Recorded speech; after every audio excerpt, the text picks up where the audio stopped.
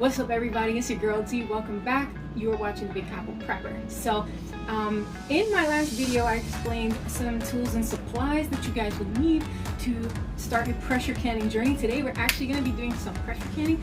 We are going to be pressure canning Chicken Marsala, and it's going to be amazing. I'm still going to be teaching you guys a little bit about pressure canning, like it's going to be a carryover video from that previous video. So if you haven't seen that video yet, please go back and watch it. I am going to go over some of the ingredients that we're going to be using today, and just for time's sake, to make everything a lot easier, I've already chopped everything up and have it all prepared for you guys, and it's gonna make the process a lot smoother. 5 to 7 pounds of chicken, so I have it here nice and cubed, ready to go. And I have that in a large bowl. Remember what I told you guys in the last video, you guys are going to need a large mixing bowl, lots of bowls. And of course, because my kitchen's very tiny, over here we have my Pyrex set, and we are going to be doing, this is 1 tablespoon of garlic, but I have it in this Dixie cup. Okay, that's because I'm going to be using the tablespoon measure thing for something else. And then we have 1 medium-sized onion chopped, and we also have 2 packages of mushrooms chopped. I use any type of mushrooms, like whatever I can grab. So you guys are pretty much free to use any type of mushrooms that you prefer. We're also going to be needing salt and pepper and some dry oregano. Now I'm just showing you guys salt and pepper because I've previously made this recipe, and even a lot of people, when they talk about pressure canning and when they start showing their videos, they're all like, oh, my pressure canning food, it's so amazing, I eat this every day. And the first time, like, I love to cook, okay? Like, I cook all the time as much as my health permits, because as you guys know, I'm disabled and it's not always easy for me to cook. So but when I do cook, I love to cook. Everything tastes like super flavorful, super spicy, and whatever. So when I first tried pressure canning food, I was like, I'm watching these videos, like, you know, and reading these books, and everybody's like, it's delicious. And then I'm watching these videos and people are like, oh, this is amazing, I eat it every day. And I'm like, oh, it must be great, you know? And I tried it and I'm like, I'm telling you right now, I'm gonna be the person that warns you, pressure canning food, it doesn't really taste like the food that you cook, because whoever told you that is a liar. Okay, you better get your spices ready, you better have some creams on hand to mix that up with, you better have some rice to pour that over with if you're doing whole meals in a can.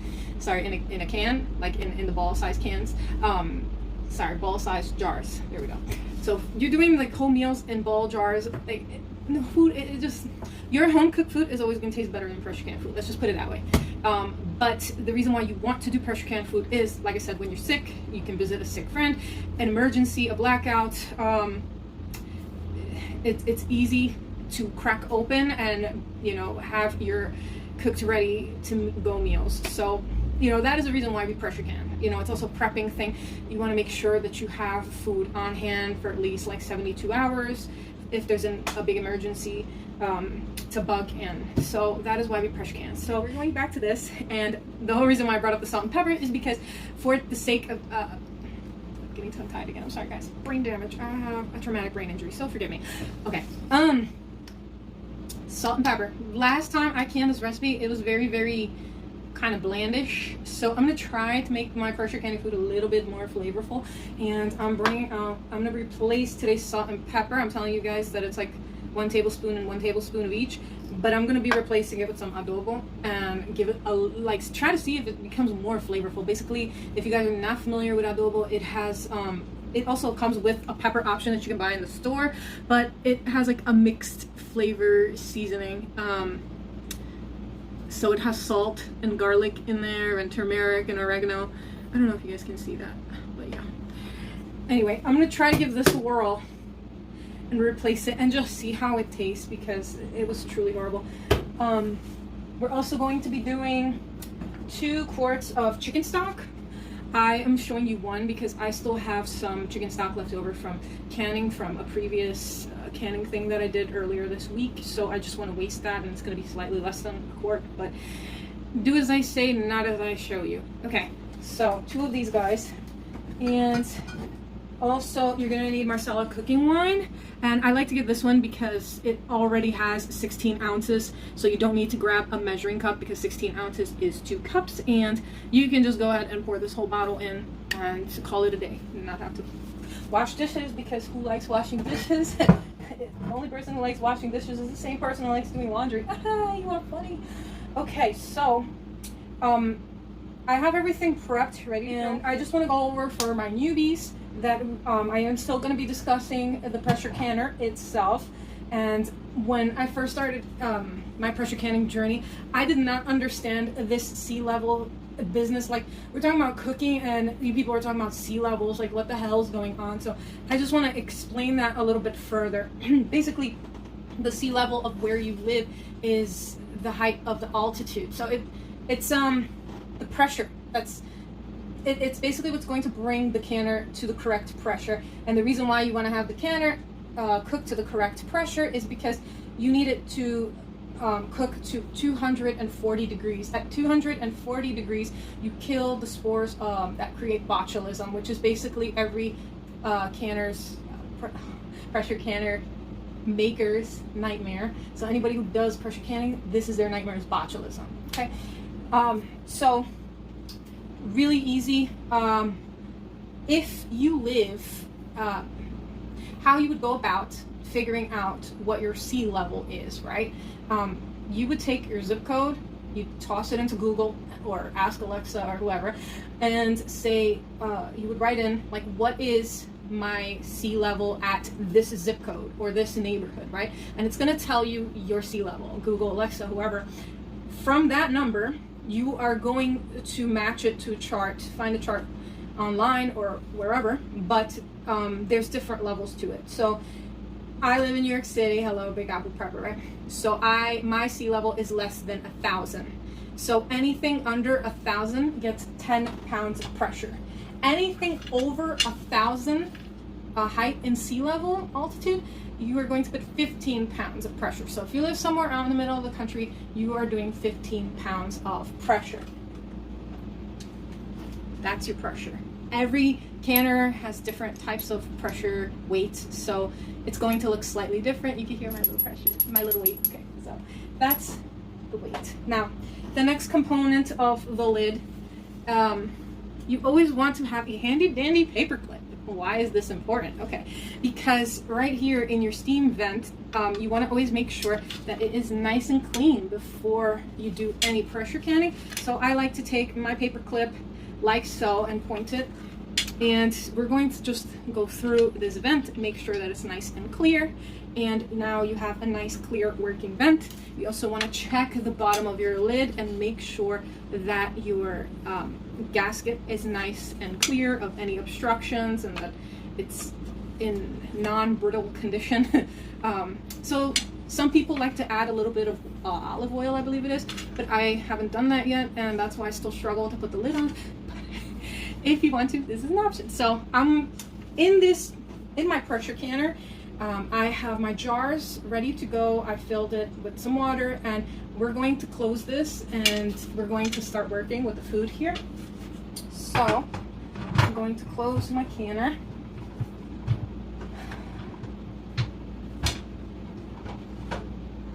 And I'm going to bring the camera over, I guess, later on to show you guys how the gauge is when it does come up to pressure. But basically, from the lid, when I showed you guys, what we're looking for is for the dial to come up to 11. Let me just show you that one more time. So we're going to want this dial to come up to 11, and then we know that the pressure canner is pressurized. And we're also looking for steam coming out of this vent.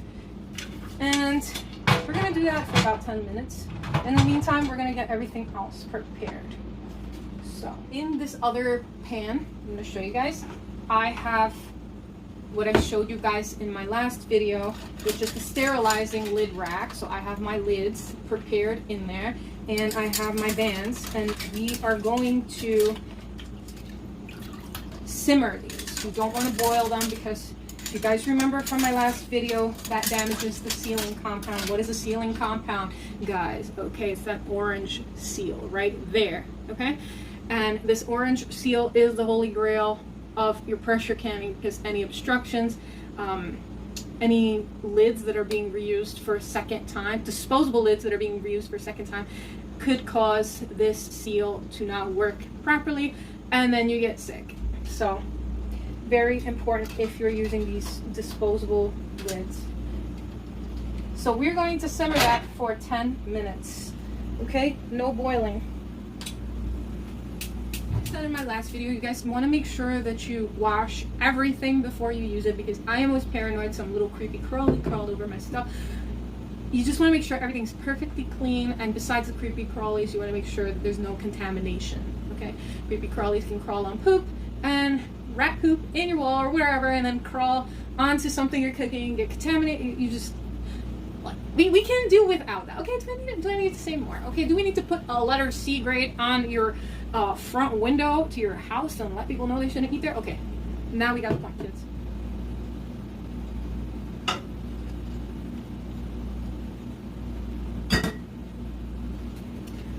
And this chicken. Okay, so if you guys are doing salt and pepper, I believe this is about 6 pounds of chicken. So I'm going to be doing 6 tablespoons of adobo. If you're using salt and pepper, you guys adjust accordingly. I believe that 3. This actually might be too much. I might have lied. It's just 1 tablespoon. Okay. Just gonna give this chicken a nice swirl. I'm gonna edit in the comments about what the adjustment was supposed to be, because I don't remember. I don't remember if it was 1 tablespoon or 7. Oh my god. Guys. Alright, we'll just die of seasoning. I think that was 4. 4. Okay, we'll just add more because it looks like it needs more. Alright. So about 5 or 6 of these guys. Alright guys, so we're almost done sauteing our chicken, and I did double check the recipe about the salt and pepper issue that I had before, and it's to be seasoned at your own taste. And because I added about 6 tablespoons of adobo, there's probably about 3,000 milligrams of sodium, so you're probably gonna get a heart attack. I'm fine with it. I like salt, I like pepper, I like all that stuff, but just season with caution, you guys. I have the wooden spoon. If you all remember this from childhood, we got the wooden spoon, and that's what we're going to be using to mix these, the sauteed chicken with. So I'm almost done with this. It's just about cooked. And remember, you're going to be cooking this twice, because you're sauteing it once, but then once it gets pressure canned, it's cooking twice. Not all recipes call for sauteing the meat before you put it in. In fact, a lot of recipes will tell you to can with meat raw in the jars. So we're going to take this end of this chicken out, and we're going to put it aside. Now, you can put this in a colander to, like, I guess get the excess juice off, but I really don't care for that. But I'm just letting you know you can do it if you want to. So we're not going to clean off this pan. We want the grease, okay? We want the flavors that's in the pan, okay? And we're going to be doing 1 tablespoon of chopped garlic. Don't judge my Dixie cup, you guys. It's 1 tablespoon. You're gonna toss it in there. 1 chopped medium onion.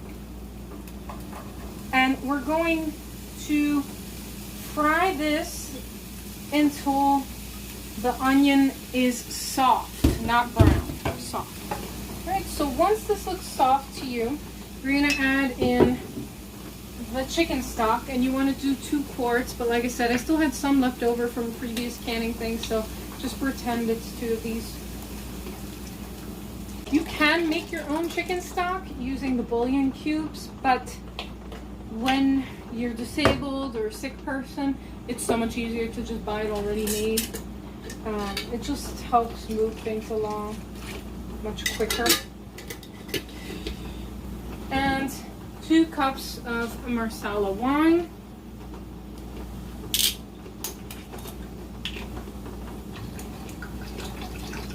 And again, I don't have to measure this out because this is a 16-ounce bottle.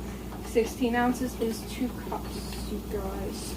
Only going to cook this for about 1 minute because we want the alcohol in the Marsala wine to evaporate. And once that has processed and happened, then we're pretty much done with our broth. I didn't mention this before, you guys, but I did turn off the bands in the lid. So that was simmered for 10 minutes. And our pressure can is slowly coming, our pressure canner is slowly coming up to pressure. It's starting to vent steam, which you can't see from this angle, but see if I can turn it. I don't know if you guys can see it here. See behind my spoon? So we just have to wait. Because once the pressure canner does come up to pressure, we're going to be taking the jars out and letting them cool just a bit because we want to work with hot jars. But then we got to get the food into the jars and then put it back into the pressure canner. So that's how that works. Okay, guys, so our pressure canner is up to pressure, and I just want to show you what that looks like for beginners. So this is your steam gauge. I had actually changed the direction of the pressure canner, my bad. So the dial originally started at 0. It's now at 11. It is at pressure. You see how this is rocking? So that means that inside, and this is up. So those are all signs that your canner is up to pressure. So now what we're going to do is we're going to turn off the stove. Yeah, it's all the way in the back, right? And turn off the stove. And we're going to let this dial gauge come all the way down back to 0. And we're also going to grab a mitt and take off the pressure weight, and that should help it come down.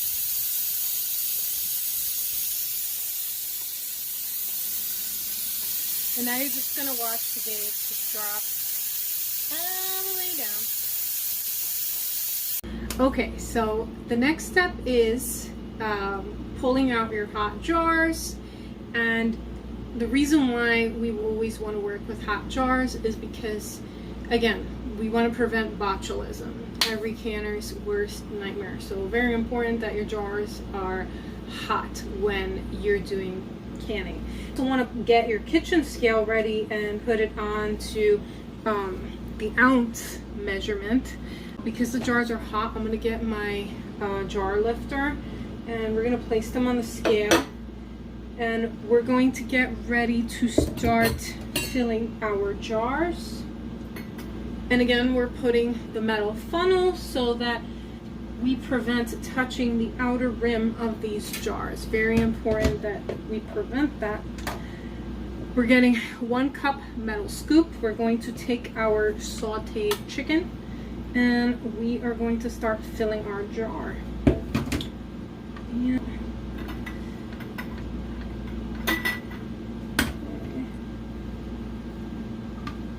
Need a little more.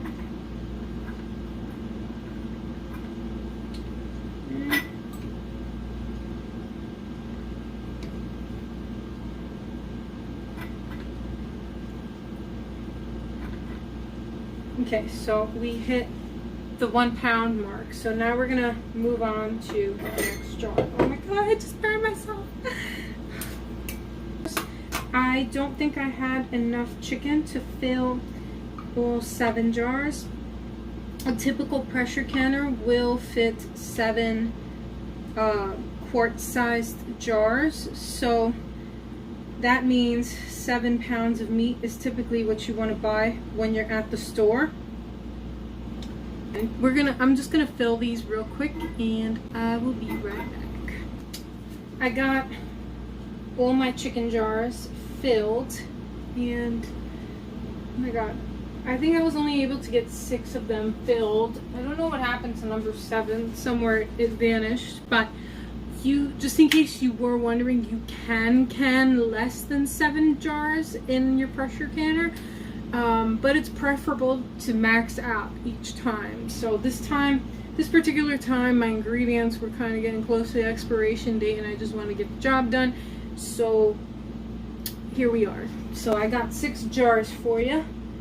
And oh my god, no, I don't know how to count. 7. Sorry, I do have 7 highlight, but anyway, you still can do less than 7 jars in your pressure canner. So we got about a pound of chicken in each, actually, and we're going to do half a cup of raw mushrooms. Make sure that for this recipe you didn't add these mushrooms into the sauce or anywhere else. They have to be raw. So now we're gonna add half cup, and I might actually end up having more mushrooms than normal. So we're gonna do the same thing again, where I'm just gonna go around stuffing each. And if you happen to have like an excess of supplies and it fits into your jar, like by all means you can use it. Just make sure your jars are not overstuffed, because if you're new to canning, there is a thing called Headspace, and Headspace is the distance from the top of the jar downward, and that basically allows your can to have some room to process. If you fill it all the way to the top, you're going to end up getting a shattered jar. Next thing we're going to do is add some broth.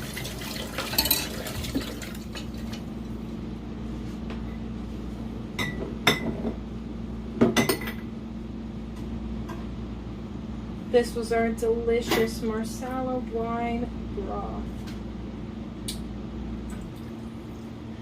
So yeah, I think now is a good time to just keep you guys updated on how my injuries are going. One day I will tell you guys that story, but as of now, with my brain trauma, they want me to go see a specialist for that, to learn some cognitive behavioral therapy for the injuries. And I've been doing everything I can after my injury to bring my brain back to where it was, but I struggle a lot sometimes with speech, with remembering what to say.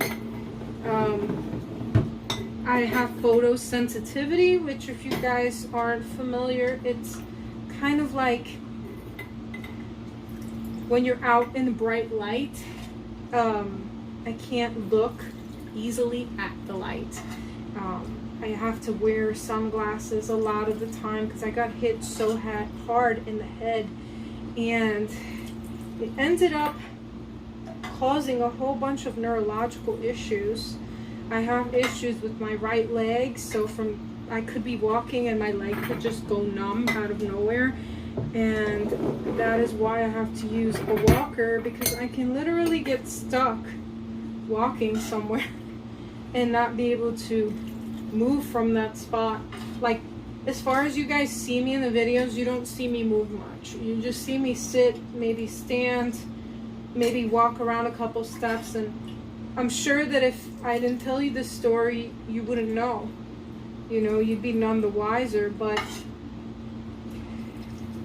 it is what it is, you know. So I'm still dealing with all of that, and oh my god, guys, I am out of broth. In the beginning I said that I was kind of I had some extra broth left over and that I was gonna skimp myself. Extra wine I could open, but then I have to think about how I'm going to do this.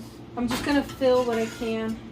I'm so glad you didn't all listen to me and try to shortcut this and skimp yourself on those 2 quarts of broth, because this is what can happen. What could go wrong, right? Okay, so I'll be right back. So I was able to make more broth using chicken bouillon cube, and I'm gonna try to finish filling out these jars so that we can go ahead and get them processed. But oh my god, what a disaster. Okay, I got my jars finally filled to the top, not to the top, 1 inch Headspace. Okay, that's 1 inch right there, with broth, and that was a nightmare situation. But basically, in the end, it should look like this. That is about 1 inch Headspace. So we're gonna go ahead and seal up our jars and get them into the pressure can. But whoa, what a show, you guys. I can't believe I messed that up. And I am trying to figure out, oh my god, it's all the way over there. I'll be right back.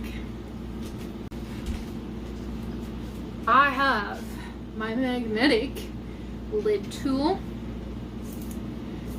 I like this one more than the one they have on Amazon because that one is short and it doesn't, like, I can't look like I'm orchestrating a meal. So with this one, at least I can look that way.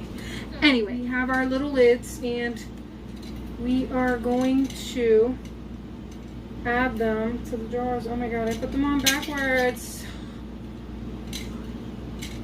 Okay. So pretend that this was correct. Let's go like this. Hi.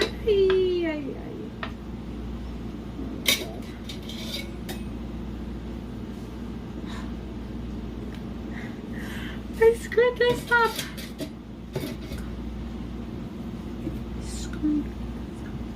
We're supposed to add white vinegar. We're supposed to sterilize the rims to the jar. So, I'm going to be removing this lid and redoing this. Okay, so you basically want to put white vinegar around the rims of your jar before you put the sterilized lid onto your jars.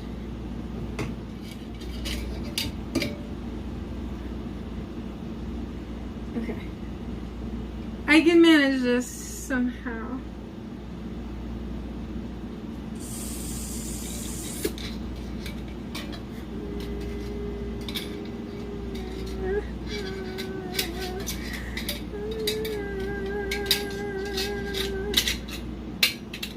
Okay, I got this.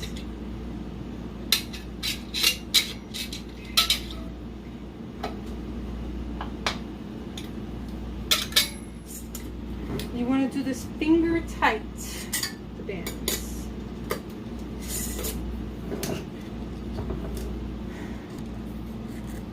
Okay, so now that we have everything, we're ready to go.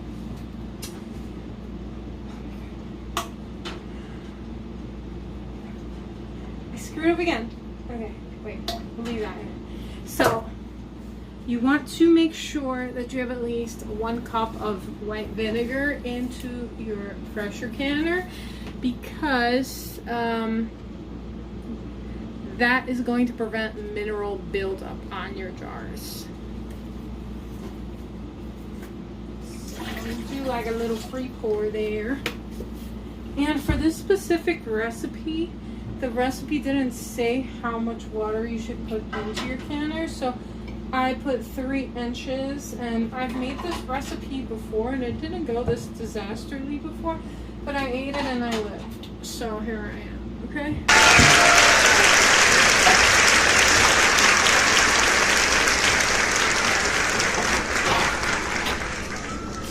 Funny story about these jar lifters. So my first set of jar lifters I got from one of those like Amazon. Hate Amazon. I have like this love-hate relationship with Amazon. It was like from one of those like little jarring sets, and it was like this super cheap jar lifter, and I literally picked up my jar to put it into the canner, and it broke. The handle broke. Like, I'm talking about the handles that have like the black bar on top of it. When you guys start doing shopping for your canning supplies, you'll know which ones I'm talking about. So that, you know, the handle part, like this part on the side, just came off, and the jar like fell off, and it just did a reverse back into the canner, and it dented my canning rack. And I'm just like, why do these things happen to good people? I don't know, but here we are. Okay, and we are going to leave this for an hour and a half, and then it should be done. Searing off the pressure canner, and this is the final step.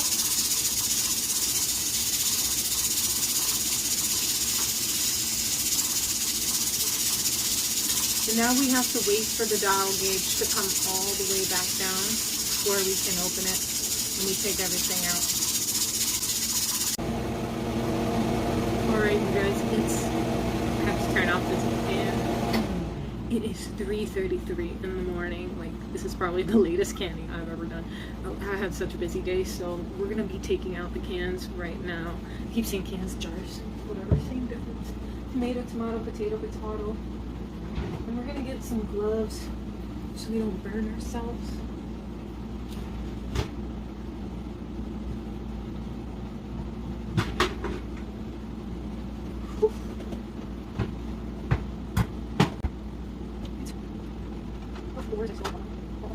Hell's on, guys. Did you remember?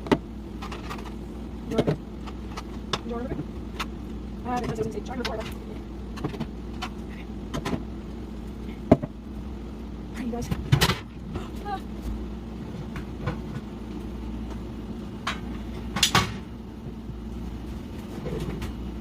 Alright, so we're gonna leave these jars overnight to cool because they are super hot, and if I were to try and open them, you can see that they still have like bubbling water coming up, and you run the risk of burning yourself if you try to open them up now and the whole thing bursts, and it's not fun.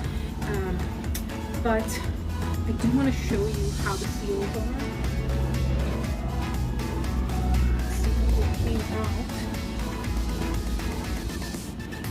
So I'm just gonna do one right now. Here's that. Seal's pretty solid. You know, it's still burning hot, but my seals look good. Nothing broke, so we're in the clear, and that's how you can chicken marsala. Thanks for watching, guys. See you next time.